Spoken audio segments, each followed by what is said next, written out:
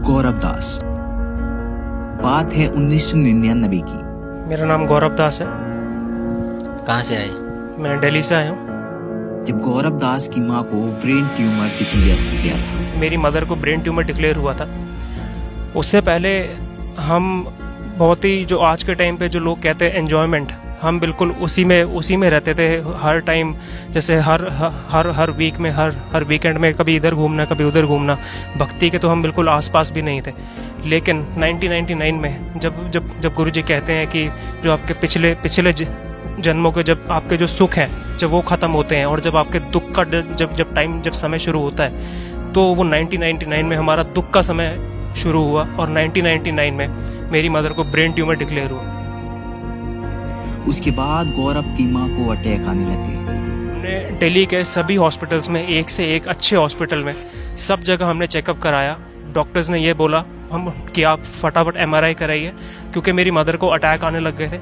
और इसी प्रकार हमने फटाफट MRI कराई और हमने डॉक्टर को दिखाया। तो MRI को देख के डॉक्टर ने ये बोला कि आपका जो ट्यूमर है बहुत ही ज़्यादा सीरियस है और आपको अर्जेंट ऑपरेशन कराने की आवश्यकता है। उसके बाद गौरव दास और उनका पूरा परिवार दुखों के दलदल में फंस चुका था। एक्चुअली मेरी जो मदर है उनको पहले से पोलियो है एक लेग में, और मेरे फादर भी हैंडीकैप है। तो डॉक्टर ने ये बोला कि आपका एक लेग तो पहले से ही ख़राब है, लेकिन आपकी जो हाफ बॉडी आपकी पैरालाइज हो जाएगी। तो ये सुन के हमारी और भी हालत ख़राब हो गई और हम और भी ज़्यादा परेशान हो गए। तभी संत रामपाल जी महाराज जी का एक भक्त आता है। लेकिन क्या था, उनकी बातों को गौरव दास नकार दिया। तो मेरे पापा के जो फ्रेंड हैं उन्होंने सतगुरु रामपाल जी से नाम लिया हुआ था काफ़ी पहले से। तो उन्होंने हमें गुरुजी के बारे में बताया कि ऐसे ऐसे आप वहाँ जाइए और वहाँ जाने के बाद आपका ये जो कष्ट है ये आपका ठीक हो जाएगा।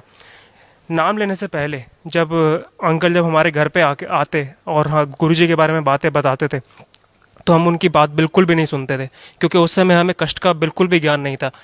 तो जब वो हमारे घर आते थे तो हम उन्हें ये बोलते थे कि अगर आप हमारे घर पे आ रहे हो तो आप सतगुरु रामपाल जी महाराज जी के बारे में बात मत करना बिल्कुल भी, वरना अगर आपको उनके बारे में बात करनी है तो आप हमारे घर पे मत आया करो। लेकिन जब हमने सब जगह भटक ली, हम सारे हॉस्पिटल्स में देख लिया, सब जगह MRI करा ली, सब डॉक्टर्स का एक ही आंसर था कि it's a very big peninsula and it is to be needed to be operated as soon as possible।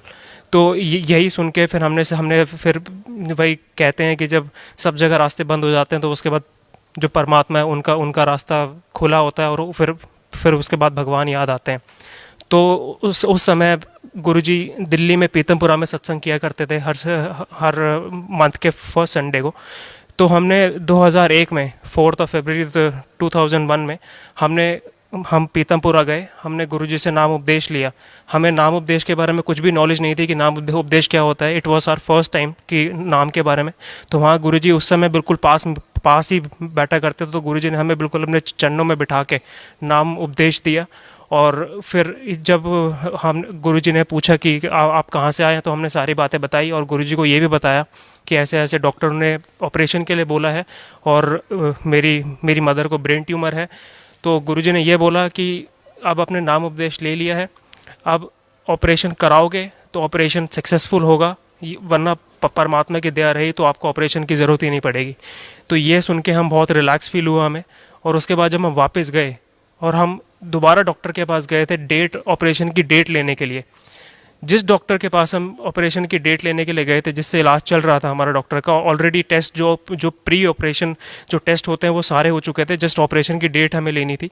तो ऑपरेशन की डेट लेने जिस दिन हम गए, जो वो डॉक्टर जो ये कह रहा था कि आप it is need to be operated as soon as possible, उसी डॉक्टर ने ये बोला कि आपको ये स्लीपिंग स्टेज में है और ऑपरेशन की कोई ज़रूरत नहीं है। बस वो दिन था और हमारा गुरुजी में विश्वास उस दिन से ही बन गया। और उसके बाद 2004 में, मैं उस टाइम पे 10th स्टैंडर्ड में था। तो हम भक्ति तो चल ही रही थी, परमात्मा की दया से गुरुजी करा रहे थे भक्ति।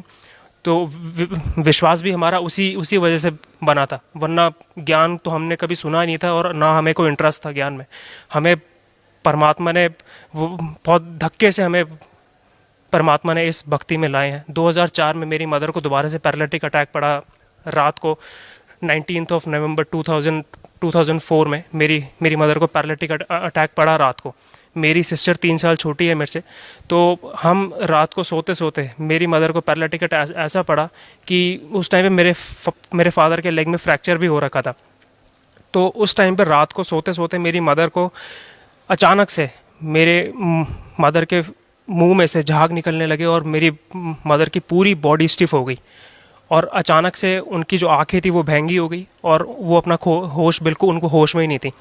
जब पापा वॉशरूम जाने के लिए उठे रात को, तो उन्होंने जब मेरी मदर की कंडीशन देखी तो एकदम से उन्होंने सबको उठाया, मेरे को उठाया। तो हम जब देखा तो हम हैरान रह गए, क्योंकि because this was the first time जो हमने अपनी लाइफ में ऐसी कोई भयानक चीज़ देखी थी अपनी आंखों के सामने, और वो भी मेरी मदर की इतनी भयानक चीज़। तो अब हम भी छोटे थे उस टाइम पे, पर क्या करते, बस उस टाइम पे हमने परमात्मा को याद किया, गुरुजी जो हमें जल देते हैं, हमने जल लिया, मिश्री का प्रसाद लिया। हमने अपनी मम्मी के मुंह भी ऐसा था, मतलब जीभ बिल्कुल, दांत बिल्कुल बंद थे और जीभ दबी हुई थी। हमने चम्मच से दांत खोल के, चम्मच से मुंह खोल के हमने गुरुजी का जल उसके अंदर मम्मी के डाला मुंह में। गुरुजी का जल मुंह में पड़ते ही मम्मी को होश आ गया और मम्मी ने सत्साई बोला। लेकिन उसके बाद मम्मी को कम से कम इतने अटैक पड़े जिसको पैरालिटिक अटैक बोलते हैं। मम्मी का मुंह टेढ़ा हो जाता था बार बार और मुंह में से झाग आ जाता था और फिर मम्मी बेहोश हो जाती थी। तो हमने उस टाइम पे हमने फिर अंकल को फ़ोन किया जिन्होंने हमें नाम दिलाया था। तो अंकल रात को आए और रात को ही हमने आश्रम फ़ोन किया, गुरुजी को बताया, तो गुरुजी बोलते कोई बात नहीं, ठीक हो जाएगा। लेकिन उसके बाद हमने ये सोचा कि हॉस्पिटल लेके जाएं या हम आश्रम जाएं। तो ये सोच, क्योंकि फिर हमने जब हॉस्पिटल की बात आई तो हमने सोचा कि हॉस्पिटल तो हम पहले जा के बहुत परेशान हो गए हैं। तो उसी दिन पापा के पैर में फ्रैक्चर था, उसी फ्रैक्चर्ड लेग में पापा ने गाड़ी ड्राइव करी और हम सुबह 4 बजे, 3:30 बजे उठ के मैंने खुद अपनी मम्मी को उठा के मैंने गाड़ी में रखा था। हमने सुबह 5 बजे हम करोथा आश्रम, जो उस टाइम पे गुरुजी करोथा में थे, हम गुरुजी 5 बजे हम करोथा आश्रम जब पहुँचे तो गुरुजी बिल्कुल सामने गुरुजी सफ़ेद चद्दर ओढ़ के और बिल्कुल अकेले खड़े थे। जबकि उस टाइम पे भी गुरुजी के साथ संगत हर टाइम रहती थी, हर टाइम भगत साथ रहते थे। गुरुजी अकेले गेट खोल के वहाँ पर अकेले खड़े हुए थे, जैसे कि, और हमें ऐसा लगे कि गुरुजी हमारी ही वेट कर रहे हैं वहाँ पर सुबह 5 बजे। तो हम जैसे ही अंदर गए, मम्मी और पापा तो गुरुजी के चरणों में लेट के बहुत फूट के रोने लगे। फिर गुरुजी वैसे तो अंतर्यामी है, लेकिन फिर भी उन्होंने पूछा हमसे कि क्या बात हुई। तो अंकल ने सारी बातें बताई कि ऐसे ऐसे पैरालिटिक अटैक पड़ गया था रात को और ये सब हुआ। तो उस दिन गुरुजी ने ये बोला कि बच्चों, तुम आज अपनी मम्मी को यहाँ आश्रम लेके आए हो, तो मैंने तुम्हारी मम्मी की जान बख्श दी है और इसकी मैंने ज़िंदगी बढ़ा दी है। अगर तुम, गुरुजी की ये बिल्कुल मुंह की बात है, गुरुजी ने मेरे सामने बोला था कि अगर तुम आज इसको हॉस्पिटल लेके जाते तो इसको नहीं बचना था और कई लाख रुपए लेके जाना था। तो ये हुआ उस टाइम। तो मैं अपने साथ में तो ये कहूँ कि I have seen my mother dying. तो जिस बच्चे ने ये सब देखा हो, अपनी मदर को मरते हुए देखा हो और दोबारा ज़िंदा होते हुए देखा हो, तो ये तो सिर्फ परमात्मा ही कर सकते हैं। और गुरुजी, बंदी छोड़ सतगुरु रामपाल जी महाराज ने मेरी मदर की लाइफ बढ़ाई, उनको जीवन दान दिया, और वही पूर्ण परमात्मा है, पूर्ण संत है। और उसके बाद हम वापस घर चले गए। नेक्स्ट डे फिर जब हमारी मदर ब्रेकफास्ट बना रही थी हमारे लिए स्कूल के लिए, तो दोबारा से मम्मी को अटैक पड़ा। उस टाइम पे अगले दिन गुरुजी वहाँ उधर सोनीपत चले गए थे सत्संग करने के लिए। जब हम उसके बाद हम मम्मी को सोनीपत लेके गए। सोनीपत जाने के बाद जब गुरुजी को, जब वहाँ दोबारा मम्मी को अटैक पड़ा, तो वहाँ पर मम्मी और पापा और अंकल बैठे हुए थे। मेरी मदर का लेफ़्ट हैंड, जो कि डॉक्टर ने बोला हुआ था कि आपका एक हैंड जाएगा ही जाएगा, ऑपरेशन करेंगे, मेरी मदर का वही हैंड पैरालाइज हो गया और उसमें से जान ख़त्म हो गई मेरी मदर के लेफ़्ट हैंड में। और कुछ ही सेकंड बाद मेरी मदर को अपने हाथ में गुरुजी का हाथ दिखाई दिया और मेरी मदर वहाँ पर सब बैठे थे, सबके सामने कह रही है कि देखो गुरुजी का हाथ, मेरे हाथ में मेरे को गुरुजी का हाथ दिखाई दे रहा है। लेकिन जो दूसरे भगत थे उन सबको तो मम्मी का ही हाथ दिखाई दे रहा था, लेकिन मम्मी को जो गुरुजी का हाथ दिखाई दे रहा था। और कुछ ही क्षणों बाद, कुछ ही सेकंड बाद मम्मी के हाथ में वो जो पावर थी, वो जो हाथ था, गुरुजी ने अपना हाथ मम्मी को दे दिया। और वो जो हाथ जो डॉक्टर ने बोला था कि आपका हाथ जाएगा, वो गुरुजी ने मम्मी को वापस दे दिया।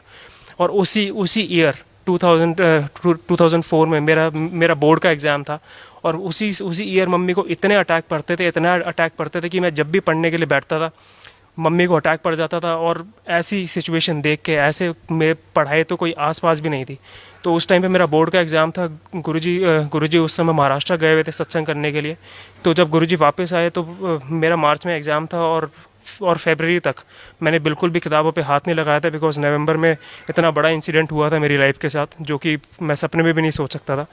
लेकिन मैंने फिर मैंने गुरुजी से प्रार्थना करी, गुरुजी मेरा बोर्ड का एग्ज़ाम है इस समय और मैंने कुछ भी पढ़ाई नहीं करी और मुझसे कुछ भी पढ़ाई नहीं होती, क्योंकि मैं जैसे ही पढ़ने के लिए बैठता हूँ ये अटैक मेरे आंखों के सामने आ जाता है।